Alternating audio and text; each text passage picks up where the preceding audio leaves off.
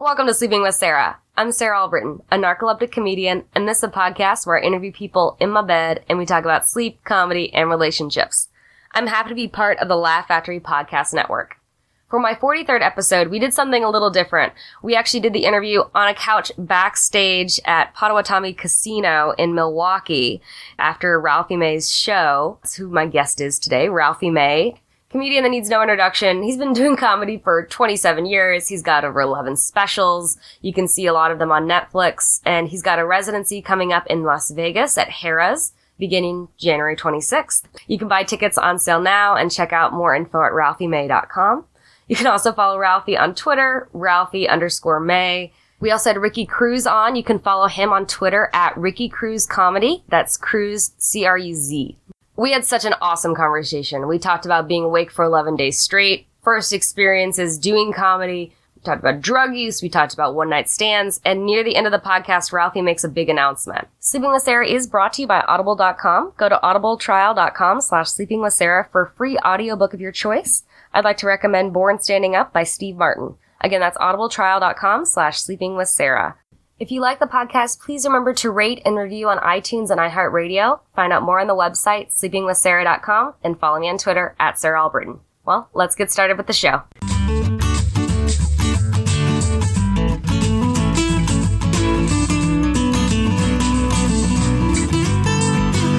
Sleeping with Sarah. Welcome to Sleeping with Sarah. I'm Sarah Albritton, and I'm here with my guest, Ralphie May. Hi, how are you? I'm good. Hi, all Sarah's fans. That's awesome. Yeah, this is fun. How'd you sleep last night? You know, pretty good. You take that Ambien and you find something soft to lay on and you're warm, you'll be fine. You'll be fine. I mean, it's so cold. Oh my God, it's like -8. And my bus, I mean, it's all windows. And so it is freezing in there. My heaters are breaking left and right. I mean, it is phenomenally cold. I mean, my bus doors don't open. The water stopped.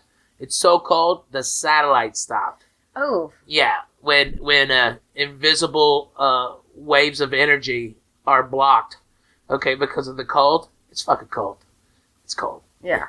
I think that just the cold in this area in general, it's never this cold in December. It's cold in, this cold in February. Yeah. This is not normal. But, so do you usually sleep well on the bus? Is that normally? Unless the roads are bad, I do. I like going to sleep after a show, taking a shower, going to sleep after a show, and then waking up at radio in the next town. I like that. Mm-hmm. It's like I get the most rest. I'm at the place. I have my coffee maker on my bus. I have an espresso. I go in and tell jokes and fucking come back out and crash. You got your dogs on the bus? My dog is on the bus. My boy Biscuits is with me. He is the best. He's an English bulldog, and he's fucking hilarious. Biscuit is an adorable name, by the way. He is adorable. He's white and brown. Looks like a biscuit. That's great. So you always take him? He's new. I had a great dog. I had a couple of great dogs in my life. My American boxer Pimpy was a fucking phenomenal road dog. I mean, that guy, he went to 39 states and owned everything everywhere. People loved him. He'd come to the show. He'd sit down. You'd tell him to stay in the green room. He'd just stay there. Oh. When he was a pup and I wasn't famous, I'd have to leave him in the hotel room. So I'd turn on Caesar Milan, a dog whisperer, and my dog would jump up on the bed and sit and watch and bark. He would just watch the... He would watch it. And you know what's cool? Is before he lived to be 13, and in comedy, it allows you to do cool things sometimes, meet cool people. I was actually on an episode of Caesar Milan's The Dog Whisperer, and my dog, Pimpy, got to be on there. And as soon as he saw him, he peed. He was so excited. We saw him. Dog. Yeah. No. He got to be on with Caesar. So when he saw him, he was... Oh. Yeah. He was like, oh, my God, shit! It was his bucket list thing. He's like, oh, my God, that's Caesar! All right? Like his Make-A-Wish. Yeah, it was definitely his Make-A-Wish. He had congestive heart failure, and he was a bad motherfucker. He didn't give a shit. Pimpy was bad to the bone. And then I had Hoochie Mama, okay, and Hoochie was just a peach of a dog. She was an English bulldog. I love your dog names, by the way. Pimp, Hoochie Mama, and Biscuits. Biscuit. Biscuits. Biscuits, plural. Yeah, plural. With a Z or with an S? Oh, S. A Z would be ostentatious. That's great. No, I It's nice having your dog with you on the road because it's like, I mean, one thing about it gets lonely. Mm-hmm. I mean, you're in different cities every night and different states a lot of times. And you're by yourself. And so it's like, you know, I'm not going to go out and just try to fuck everything all the time because that's vacuous and empty. And so I just hang out with my dog. You know, I'd rather do that than listen to inane woman banter, okay? You know, hear cat stories about when they were 13 or, you know. Or seeing bachelorette parties in Nashville. Oh my God. I know. There's so many bachelorette parties in Nashville. Holy shit.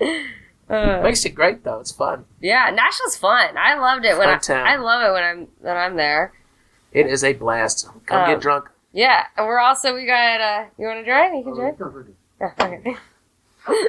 That was the voice of Ricky Cruz, ladies and gentlemen. Yeah. Comedian. He was Sarah fucked up and didn't hit record. We already recorded this thing. Yeah, we already did this for an hour. I know. It's like professional the most famous person I've had on my podcast, and I fuck it up. I'm just a comedian. Uh, Not a celebrity, I'm just a comic. yeah.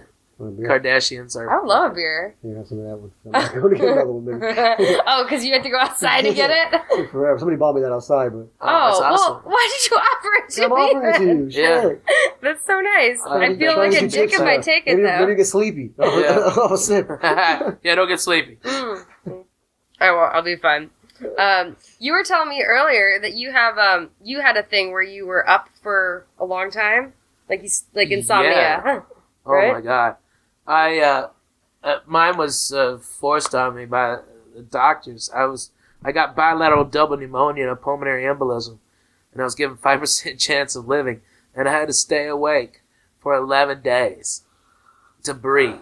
Every breath was a work, and it broke my mind. And so after that, I would go 4 or 5 days without sleep, get crazy, and then crash for 2 days, sleep 20 hours a day or more, just to make up for it, just so exhausted.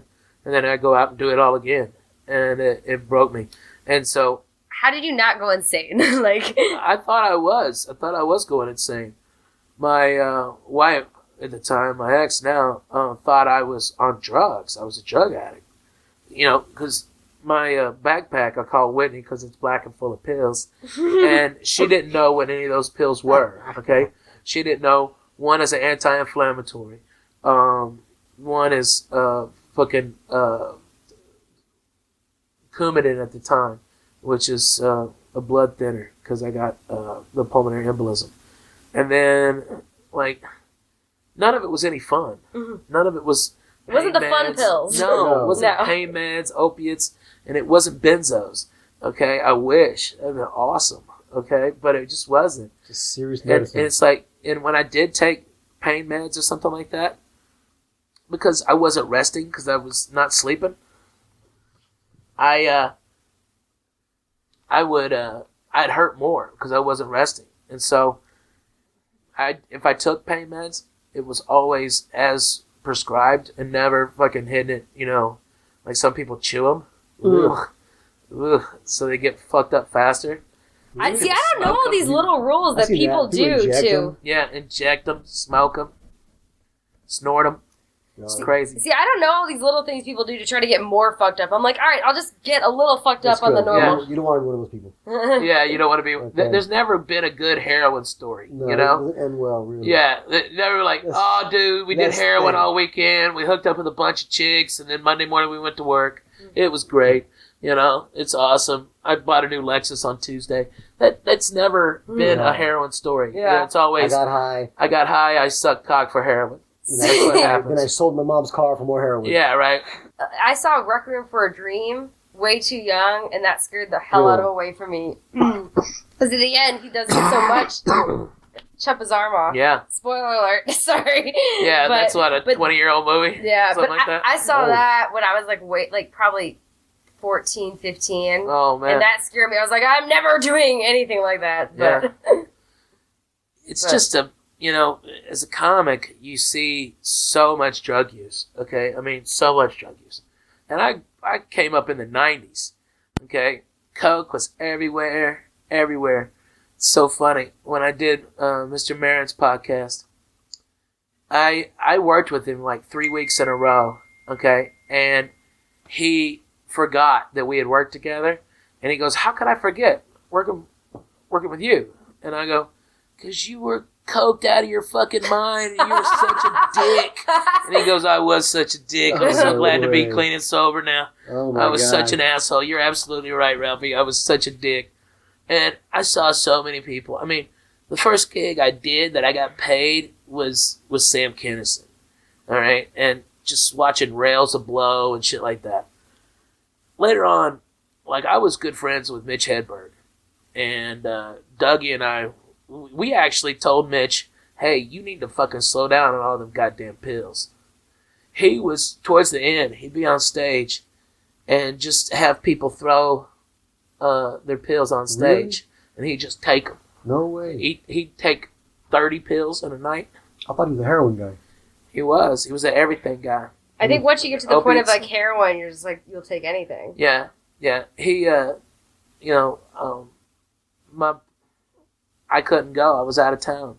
But I got called when he got stopped by TSA at in the Austin airport because his leg was gangrenous. Okay? They could smell it. They Oh. could smell the rot Oh my god. in the back of his knee. And, That's what he was injecting. yeah, it was He was injecting into his knee? Yeah, the back of his knee. Oh. And it got gangrenous, and he almost lost his fucking leg. I kind of wish he had. Might have Do you lived. think gotta he be would have? honest Do you think he would have lived if he had lost his leg? You think You he lose would've- your leg, you make life decisions. Okay. Yeah, Yeah. you're either gonna die faster or Yeah, live longer. yeah, exactly. And he was such a great comic, but I know the reason why he did drugs, and it's something that nobody ever talks about. He had amazingly a huge fear of. That's mine. I'm sorry. That's alright. He had a huge fear of public speaking. Oh. And that's why he wore sunglasses, and that's why he always looked down, because he was fucking really nervous. He was real anxiety-ridden. Like, when I first started hanging out with him, when Dougie introduced me to him, we were red wine and marijuana, okay, with the occasional psychedelic, okay, a shroom, acid trip. I mean, in Houston, Tommy Rhodes and I were talking about it. There was this hotel that all the shit bands that would come to Houston, all their crew would stay there, and all the comics, we all stayed there. It was called Allen Park Inn. And it was basically our country club because the rooms were like $30 a piece. And so the club just kept them there all the time because it was cheaper. Mm. And so that on Monday, Tuesday, and Wednesdays, that's where we went and partied. Partied our fucking asses off in that spot. And Tommy reminded me, I forgot, I was so fucked up.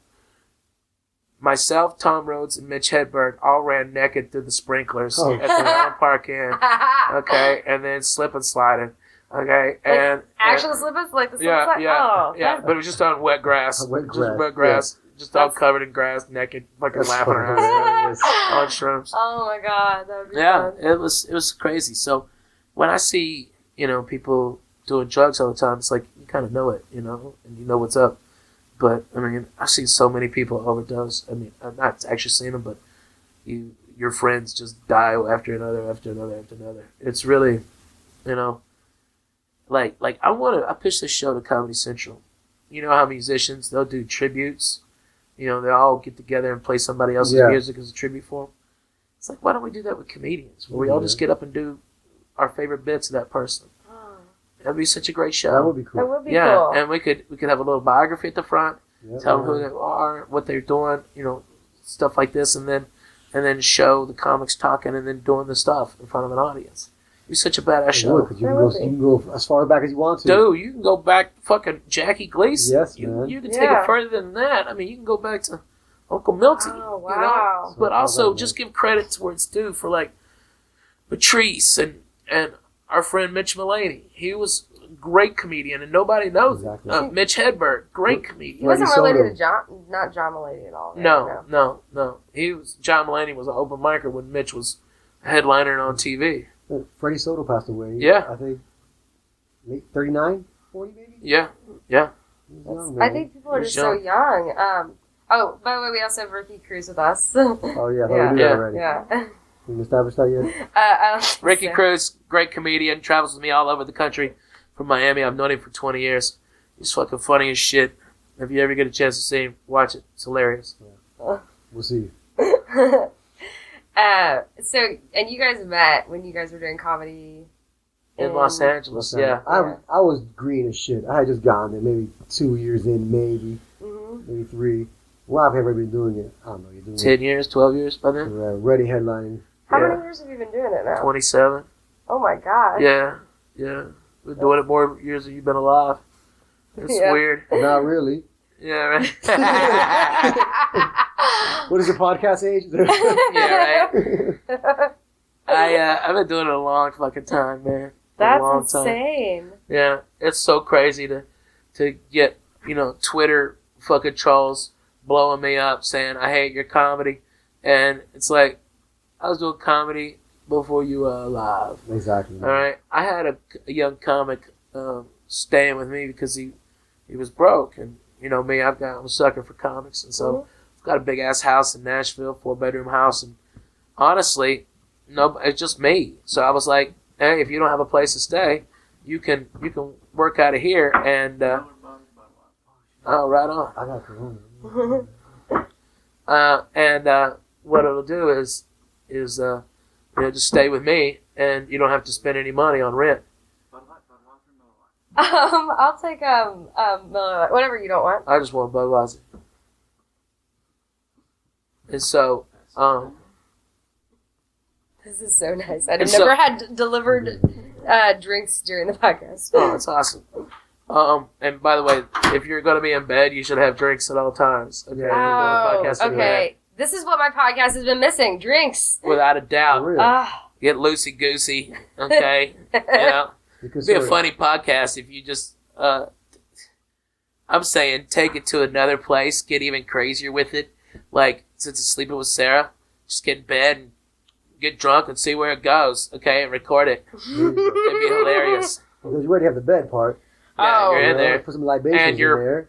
What, I think you forget that most of the time- Polyamorous. Well, yeah. But I'm saying that you forget that Polyamerica. most of my guests are male comics, and one of the first things you said to me, Yeah, don't bang comics. don't bang comics. Okay, No. but since you're polyamorous, Mhm. with a friend that's not a comic, Yeah. and then somebody can bang. Then it's just a porn. It's not a podcast. More It's an people watch- audio more people- porn. More people watch it though. Yeah, no shit. Your numbers, You get your through the numbers roof through the numbers. roof on this one, bro. Yeah, not for nothing. What are you trying to do here? If I Come can on, have a man. career and make some money. Okay, come on. Reinvent the wheel. Yeah, right. Come on. Doesn't work. There's a man. reason porn's popular. God damn. It's man. popular. Holy Yeah, shit. people like it. Look, it'll be audio. It'll be like, Oh, that's hot. Audio porn?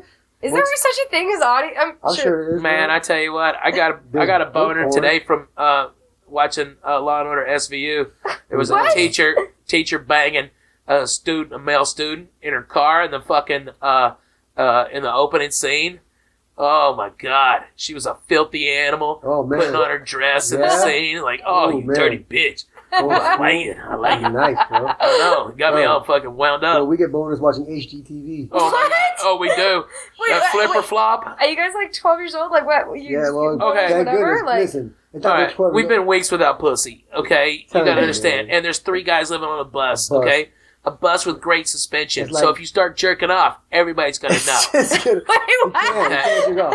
You can't jerk off. So you can't jerk off. Respect, you're in a tight space Right. there. It's like you're in a submarine. Yeah. Picture being in a submarine. Yeah, I guess I never really imagined that because that's just crazy. Yeah. So you can't like. No, What do you guys do when you have to do that? You No. don't. You don't. You don't. I Wow. mean, Ricky gets hotel rooms more There than I you go. do. So, that's when Rick knocks it out. Yeah, wink, wink. But like, if I was gonna hook up with that chick, those chicks in Peoria, I was gonna have to say, guys, you gotta stay off the fucking bus. Give me 45 minutes. And all right. it was like 15 degrees in Peoria? Yeah, it's 15 degrees. They weren't gonna fucking wait outside. Oh. So it cost me a fucking threesome. You know? And we had to leave. Where are we going? But if it was Yeah. threesome, Where were we Omaha. going? Omaha. We were but if it leaving. was a threesome, like, would it be worth it to get a hotel or go to? Well, I guess you don't want to go to other No. people's places. No. No. It's Peoria talent that you're picking up at 12:30. Okay, I mean, seriously. Talent. I love that you're talking about it like Yeah. you're casting something or. Yeah, Exactly. it's Peoria casting. Exactly. You know? It's like It was fun, you know, it was a little fooling around, but, you know, just enough to make you feel energized, feel like a human. Yeah. But, you know, you couldn't fucking knock it out, but who cares? Shit happens. Shit happens. I'm not worried about it. Yeah. You know, you I think that you're supposed to get exactly what you get Mhm. in life, you know. Oh, yeah. That's Yeah. interesting. I don't think people are never content. You know, one of the commandments is don't covet what other people have. You know, and that's what people do. They covet. They get jealous and they want more of this and that. Just be happy with what you got. That's I all think you that need. there's a difference between that, though, and, like, complacency. Like, you can want to have ambitions to do more things, Of but course, but you also can't call yourself a failure because you didn't reach some milestone. some Yeah, by- imaginary by- milestone yeah, that by you a put up for certain time. yourself. right. yeah, by a certain time you didn't make it like you thought you were going to Yeah. make it. I mean, because both of you guys have been doing this for, what, you've been doing 19 years, Ricky? 19 years, 27. So you guys have been doing this for a long time, so you see it go and what you see people come in and out. And go. Come Yeah. in and Come go. and go, peace out. And Yeah, you see, and then they come back like 5 or 6 years later. Hey, I'm going to get back into it. No, you're you not. can't stop this shit. You can't stop. It's an addiction. an So addiction. what really got you guys addicted Not as an initially? addiction, When you just can't stop it. If you want to, put one foot in Yeah. front of the other. Yeah. Because if you stop and try to come back 5 years later, I know It's starting all Rodney over. Dangerfield did it. Yes, it worked. People have done it, but you just got to keep pushing forward, man. You know. And Yeah. eventually, where you're supposed to get, you'll get to. Yeah, that's where you're supposed to be. You know. So, I mean, but what really, like, the first time, like, what was the first time? Do you remember the first time you ever did stand-up? Oh yeah. Of course. Yeah. Yeah. Yeah. What, How was yours? mine was mine? Yeah. How was yours? Mine was fun. I have been doing improv and sketch for years. It's Chicago. One of those sketch So- bags. Yeah. Jesus, I know. mercy! I can't believe I'm talking to a sketch I bag. know. Chicago, Okay. you're too wrapped up in sketch. Give me a Bunch of fruit. bags. Okay, give me a fruit, a career, yeah, let's play and, Madness. and a situation. Okay, you're a pineapple. Yeah. So I had been around doing that, but then I got frustrated because it's 8 fucking people trying to work out your schedules, try to Right. get a run. We'd have a run here, run there, and then we'd stop. And And, they call it improv, and it's rehearse. and you still rehearse improv because you still got to learn to work together. Yeah, because there's rules of improv. Yeah. And you have to make sure you're on the same Right. page with the You And rules. then step there's on there's people's sketch toes. where you got written stuff. But anyway, so I was part of these groups and they were great. We'd have fun runs, but then we'd all end up stopping. And I was like, I want to perform every night and not depend on other people. Right. So then I just looked up the closest open mic to me and went. Because I had dated a guy like 6 months before that had like done open mics, and I was the girlfriend that went to an open mic. Oh wow. And afterwards, I kept giving him tags, like after Oh, the yeah? show, and I didn't know what I was He got doing. annoyed by shit. Right. Oh, but they were good tags, and so that then. pissed him off more. How long did you last after you started giving him better text? Not long, did you? He was kind of boring, anyways. But he doesn't do it anymore. But like after that, I was like, oh, I could probably. I started writing it down ideas. Yeah. And then once I got to 5 minutes, I was like, oh yeah, I could do this because seeing where the bar was at an open mic, I was like, I can be Right. funnier than that. And so then I went. You want me to? I'm gonna blow your fucking mind. Mhm. Okay. As an old comic, how long you been doing stand up now? 3 years. 3 Like years? it's embarrassing compared to your like. No. Everybody's got to start somewhere. Exactly. Okay. Everybody has a third year. If there's going to be a fourth year, they were in the third year. Mhm. Okay. Question though. Have you gone back up and done a new 5 minutes that you've never done before? Absolutely. That's fucking awesome. Most comics don't. It takes usually like 7-8 years for people to get back to the bravery they had when they first started. To do 5 minutes of new stuff that you've never told before, that shows a maturity that a lot of comics your age don't have. You know, I mean, that's a telltale sign. Well, sometimes what I do is try to give myself I'll start out, if I'm miking or trying, I'll come up with a theme or an idea, and then I just try to write like 4 minute, our comic slots in Chicago are usually 4 minutes for mics, so then try to start with a 4-minute chunk, see what works, and then cut it down. You know what's great about that? Is that that's the exact time that you need on the Tonight Show. Or Kimmel, or fucking Colbert. Yeah. 4 You minutes? have to have that. Yeah. 4 minutes. 4.5. Where did you do your first mic? In Fayetteville, Arkansas, on Highway 71, the Shakey's Pizza. Is that still there? Yeah, I think it is. Unless it's been bought and sold. I mean, that Fayetteville's one of the fastest growing parts of America, Northwest Arkansas. Oh. Everybody wants to be there for some reason. I don't know. I don't know why. Land's cheap and great university right there. And there's a lot of job opportunities in that spot. It's blowing up. Okay. And but then it wasn't. You know, then it was Fayetteville, Arkansas. Okay. That's all it was. I had it's a long story. I'm sorry. I know you get bored easy and like, come on, let's You might fall asleep. Oh, no. I'm not gonna, trust me, I'm not gonna fall asleep right now. I'm gonna be fine. Is that the goal? Yeah, no. The goal of sleeping with Sarah, Actually, that would be an Shouldn't interesting we fall goal. asleep or something? Yeah, right. I want to hear the story, though. It started when I was 16. I wouldn't do homework in my high school, and so they had me tested to see if I was retarded. And it turns out that the IQ was really high, and so it got the attention of the University of Arkansas. So I was able to go to high school and college at the same time. Wait, so you got tested? The only reason you got tested is because they thought... I was retarded. What? Yeah. I'm sorry, I don't mean to laugh. Yeah. Why did they think that? Like, was there... I wouldn't fucking do homework. I told them... Because you were bored. Into a drone. They're trying to make me into a drone. That's all homework does. It's not, like, the knowledge you gain is so minimal in compared to the effort that it takes to generate it. That's what they're trying to teach you. Keep your head down. Do what's told. Do the fucking work to the best of your ability. Oh. That's what the training is. They're teaching you to be like a worker bee. Exactly, a drone. Mm-hmm. And I realized that and said I wouldn't do it. And they can go fuck themselves. If I can make A's on the test and not miss a one, then that's all I'm showing up, okay?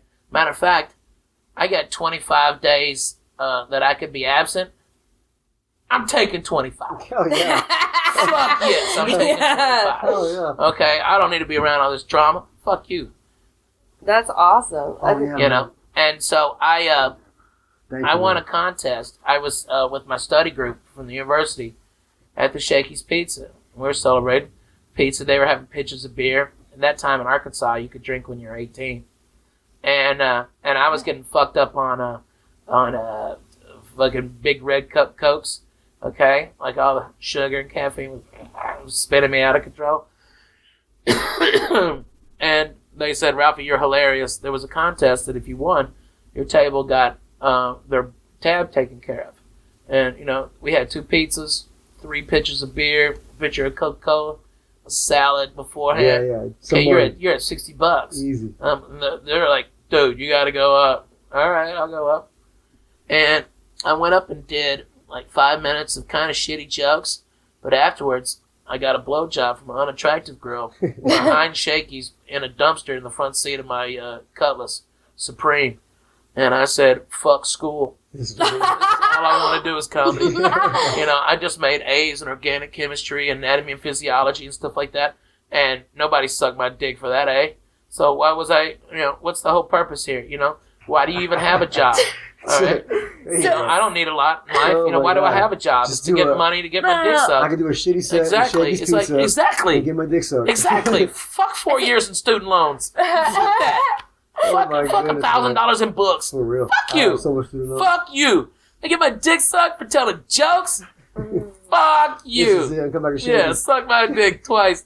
So yes, so you clearly got into it to Yeah. girls. That's You know, I think if I look back on most of the things I've done in my life, it was for women.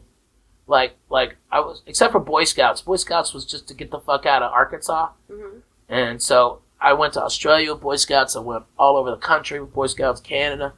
And I was a badass in Boy Scouts. I was an Eagle Scout with 4 palms. That's the best you can get, okay? And order the arrow vigil. I mean, it was bad. And but I was trying to I went to Explorers, Mm-hmm. okay, and I wasn't trying to be a EMT or firefighter, a doctor, or a nurse. I was just trying to finger bang Melissa Ward. Okay, that's all I wanted to do. You know, I love that you're like reason.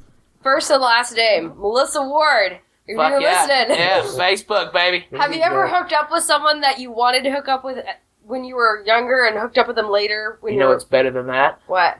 Is in high school, I wanted this girl so fucking bad. And we were dating for like a couple of weeks. Just got to second base, okay? And prom was coming up. And she dumped me for a guy who was assistant manager of Sonic. Okay? All right? Some I was shakes, 16 man. and he's Like them 18. shakes. Okay? And you know what's interesting is she ended up marrying that guy, had 3 kids. He's out of work and got a hurt back, and she's the assistant manager of the same fucking Sonic. Oh, damn. That is so much better than fucking a chick who didn't want to fuck you and then getting to fuck you.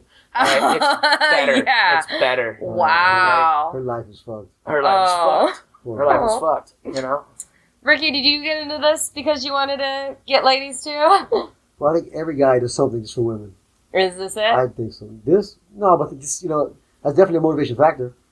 Yeah. That's for sure, Just the attention you might get, shit you might get laid after the show, which happens. I don't think it happens as much for female comics. I don't think it can happen because it can happen for femals anytime they want. Anytime. Everyone says that. Wait, everyone says that, and it's so annoying because, like, yes, we could, but like, there's different quality. Like, you guys, it doesn't matter who you're. Really? Yeah, it doesn't matters. matter. Come on. Of course it does. Yeah, but a girl can go to. You guys can get. But you can go to the guy you want and say, "You want to get down?" Not always, because a lot of them. Yeah, you could. 95% of the time, he's gonna say, And yeah. you got balls. You'd do it. You'd ask a guy, hey, not for nothing. Let's go fuck, please. You probably said that before to a dude. You can tell them. I don't Listen, like. It's not gonna take no time at all. What? 15 minutes, 20 minutes. It's just. See, that's the thing. I personally don't like. I've had one night stands with women, but not one night stands with guys. Really? I don't. Well, I mean, they end up not being one night stands because I've hooked up with them again. I don't count that as one. No, that's a one night stand. Still, if you even hook up with them after many times. Not really. No. It starts off as a one night stand. A lot of great relationships start off as a one night But stand. they're no longer one night stands after But that. then it's not. Yeah, but it doesn't negate the fact that it was a one night Yes, stand. it was, but it doesn't it's in the continue to future. be. But like pretty much everyone except for women have been like people. If I've had sex with them, I've had sex with them again. So Yeah. it's not like because my whole thing is if the sex is, I don't want to have sex unless it's going to be good. And if it's and if it's good, then why? Crazy talk. I know. I know. It's like Crazy talk. Like- That's woman talk. Standard too high, man. Sex is Yeah, roll it back. I mean, Roll it back. When it's bad, it's good. When it's good, it's good. And then Yeah, if right. it's good, I want to have it again. Like that's just the, I think that's not It's a bad. When it's bad, I want to have again too. Yeah, right. Exactly. Hey, you, that it's pizza. means to improve. I'll never do that again. Yeah, right. That was terrible. She'll work on a follow through this time. So you guys both. And where did you get into comedy at? Miami? In Miami, at a Comedy Zone. Hmm. Just hanging with my buddies. They're like, man, you got to do this, man. You're funny as shit. And it was like the next night, I saw they were doing it there at the Comedy Zone. Buddy Bolton. You know Buddy Bolton, man? No. Yeah, you know that name. Who's running late to? Buddy I Bolton. remember the He name, was- but I don't He remember ran the him. night. He ran the open mic night. I went up there, and it was amazing, man. I crushed Mm-hmm. it. I killed it. I was like, fuck, I'm doing this, man. And then I went back, like, the next week and bombed my ass off. It was Yeah. like a whole table of girls got out and walked away. I was so crushed. I was like, this sucks. And I was like, well, you know what? But this is when you got to get back up. Yeah. You know, it was Oh. easy, it was easy to come back after you were good. If Right. you come back next week, then you're onto something. Yeah. Well, it's You know? when you don't get discouraged because there's so much rejection that Yeah. you go through. But it Oh my hurts so bad. When you see a whole table of people just walk out Yeah. the second time, and I'm already driving home, and I was like, you don't come back next week, you're a bitch. Yeah, right. And so I went back, I was like, okay. And we got, but Right. You start straightening the ship a little So bit. when you guys both started, were you at places where, because comedy is different, were you only like once a week you could get up, or like how often were you able I to was get at a up? place like that. Yeah. I Yeah. moved to Houston at the behest of Sam Kennison, and I could get 9-10 spots a week, like 8 to 10 minutes. What? That's great. Yeah, because Houston at the time, it was the 4th largest city in the nation, and it had 6 or 7 rooms that were all great. And like the Spellbinders rooms in Houston, they'd have 500 people on a Tuesday. What? Fucking Tuesday. The shows ran from Tuesday to Sunday, and not one show was not sold out. Not fucking one. And this is in the 90s? In the 90s. So do you think that the effect of like the internet and people being able to watch shit just made them not come out to the clubs as much, or? I think it's happening that way, but I think people are catching on that comedy is an ethereal art. You know, it's like the audience is the canvas. Okay, that's why it doesn't translate to TV or audio. It just doesn't. You have to be in the room. Mm-hmm. You're a part of it. It's the energy of the room. Right. Yeah. That's what makes it come to life. You know, I mean, you can paint by numbers on a special on TV, and people will get it. Oh, that's funny. Yeah. That's hilarious. They're not crying, laughing. You know, usually it's not conducive to comedy in those rooms. You know, it's like the lights up too high. You know, got to be dark. You got to be a little drunk. You got to be fucking ready for it, just to lower your inhibitions. You know, so you don't go, oh God, that's horrible. I can't believe you said that. You know? Yeah, so that you're not uptight about a joke. Right. You got to be, you know. Right. So I think that's what's happening. I think there's a deeper appreciation for stand-up now than there was in the 90s. I mean, there was a glut in the 80s. They call that the boom, okay? And then the 90s was the bust. Like, Houston in 4 years went from 8 comedy clubs to 1. Oh. Yeah, and 1 B room. Wow. 1 A room and 1 B room. All the Spellbinders that had all those people in them folded like fucking house of cards. But the little comedy showcase where I started and the Laugh Stop were fucking deadly rooms. Deadly rooms. You had to be good to go up in those. I mean, you were falling headliners when you're first year in. It's like you gotta come with some fucking jokes or you can get your ass ate. Okay? And that's how it was. Oh, and I also did the hip hop comedy stop, Steve Harvey and Rashawn McDonald's room. Ah. That's I was all the it only white guy in there. Miami in 97, 98. Like, for me to get up a lot, and that was like 3 or 4 times a week, I had to do Def Jam rooms. Yeah. There had to be black rooms. So, like, my first 2 years was all black rooms. I miss Jokes and Notes. Jokes and Notes used to be this club on the south side, and they closed it. And that was, like, a really cool room. That was different. Because, like, their mics were even, like, shows. Like, they packed it out, and I think you need to be funny everywhere. You know? Yeah. And, like, that's what I liked about that room, is to get different. Yeah, you gotta be funny everywhere. You know? I mean, only certain parts of your audience are gonna be just like you. You know? You have to be...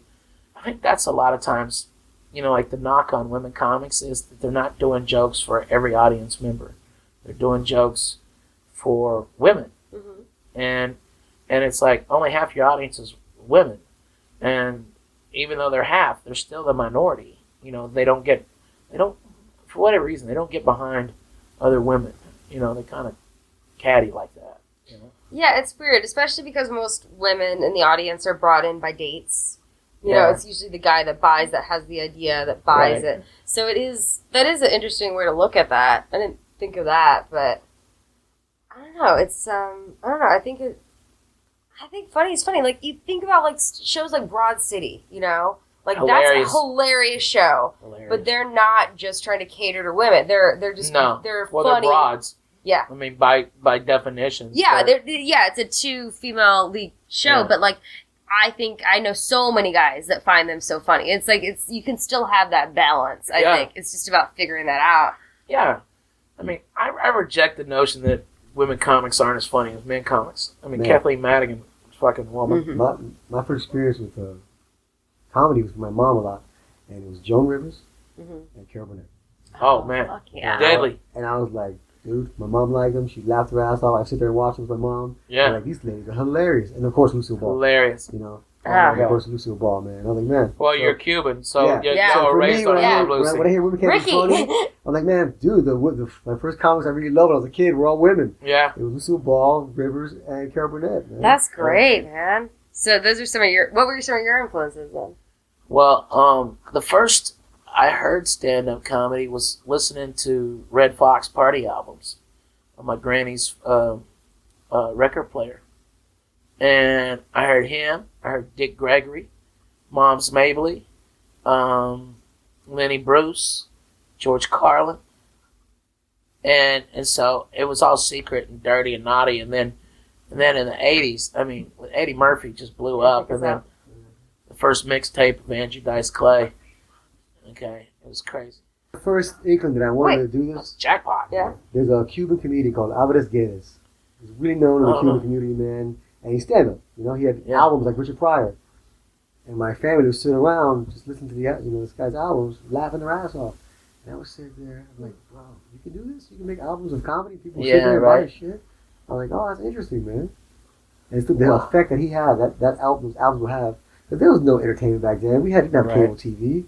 So Telemundo. So they played the records, then they played dominoes, they drank yeah. they drank a lot, the Yep. women went over there and Dance. talked, the man went over there and they played their dominoes, and then they would listen to the records, and I would go to bed, I remember being a kid, go to bed, and just hearing the dominoes across the table. Shh, when you watch the dominoes, shh. Yeah. Just being in my room with my brother, and it's 3, 4 in the morning, and they're still playing goddamn dominoes, listen to those comedy albums. That's awesome, man. Yeah, nobody does that anymore, hardly. What, You know, just I mean, listen? people come in from drinking and getting stoned. They'll turn on comedy. That's why Netflix is so great. It's so it's the proper vehicle for stand up. You know, people it's just watch uncensored. It's on demand every time.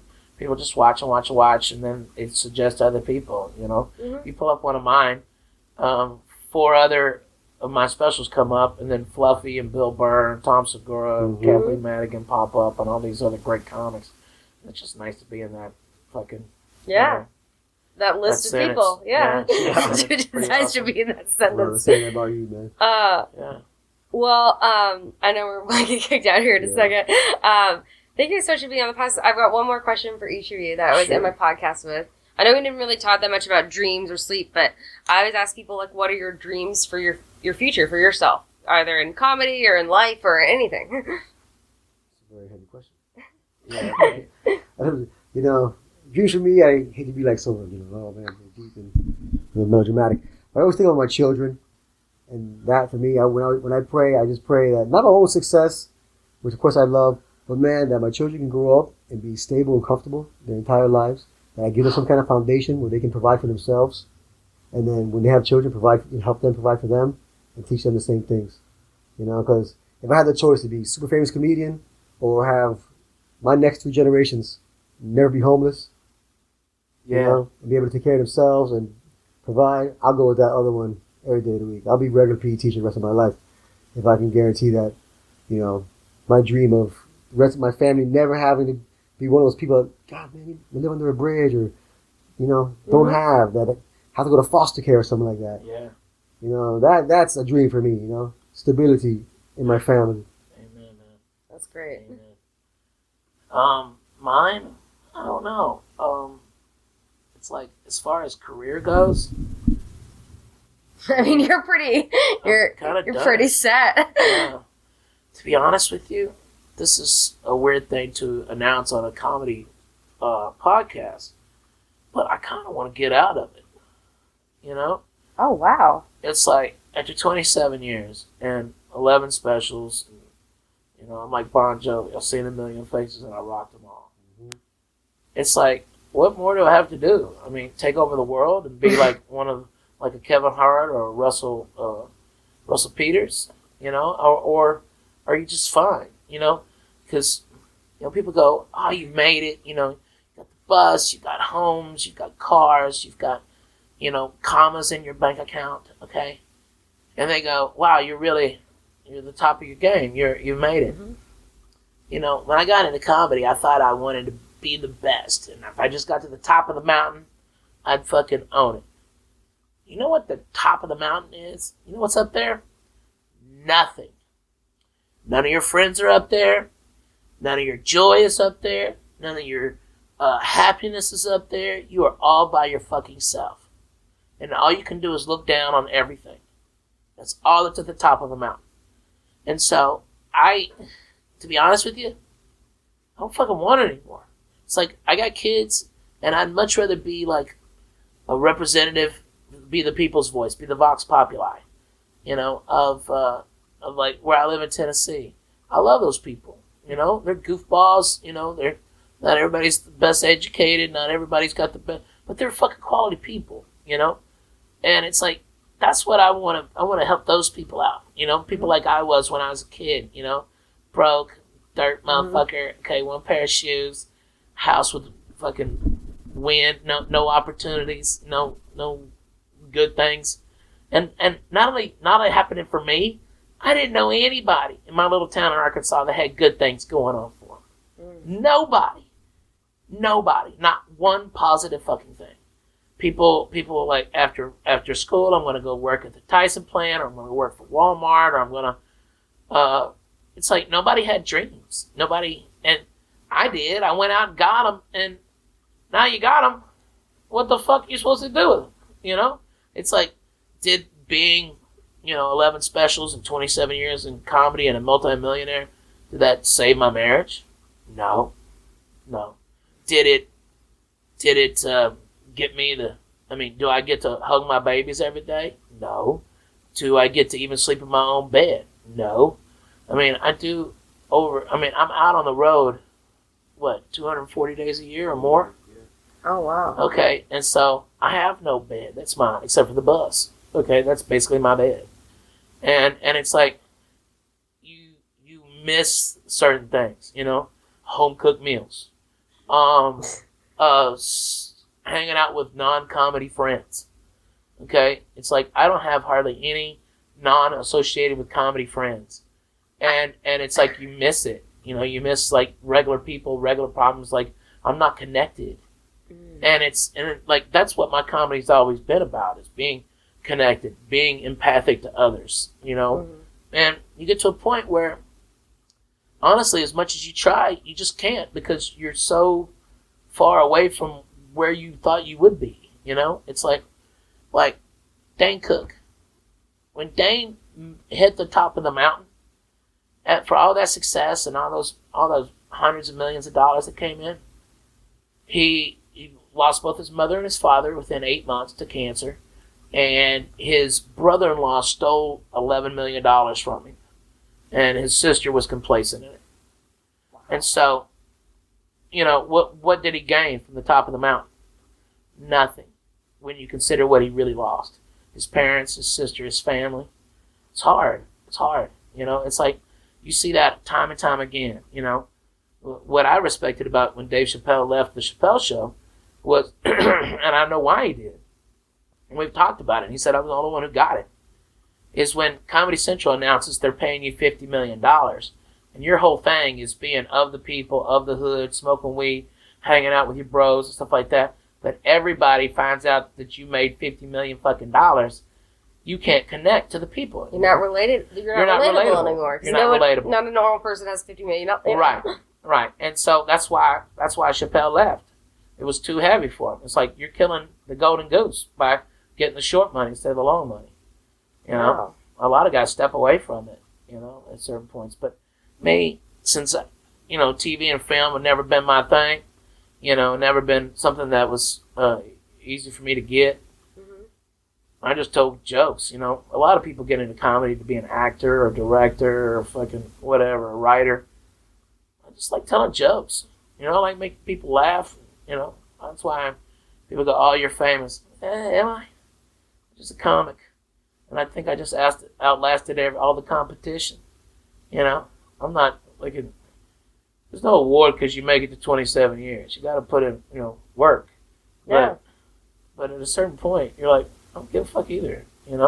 What would I rather do? I'd rather work on something exciting instead of making people laugh. It's like, I've done it for 27 years. It's like, and what makes it fun still is that I have new jokes. That's one of the biggest pressures I put on myself to write, is because I just get bored. You come out with like a new hour every year or something? Yeah, thereabouts. And it's, most comics come up, George Carlin said that if you write 10 to 15 minutes of great comedy a year, you're a superstar. And it's like, I write special after special after special. Not a superstar. So my dream, honestly, get out of comedy and go into politicking. See if I can represent the people. Somebody needs to call some people motherfuckers to their face. Yeah. Run for office. What would be your slogan? I don't know. The voice of the people. Voice of the people. Ralphie May. Ralphie May. Yeah. Oh, we'll see where that goes for Tennessee, right? You don't know. I mean, I've already been taking meetings with the Tennessee Democrats Oh, and, for real? Yeah. That's awesome. They're talking about running me for governor. And I'm like, I think it's too soon.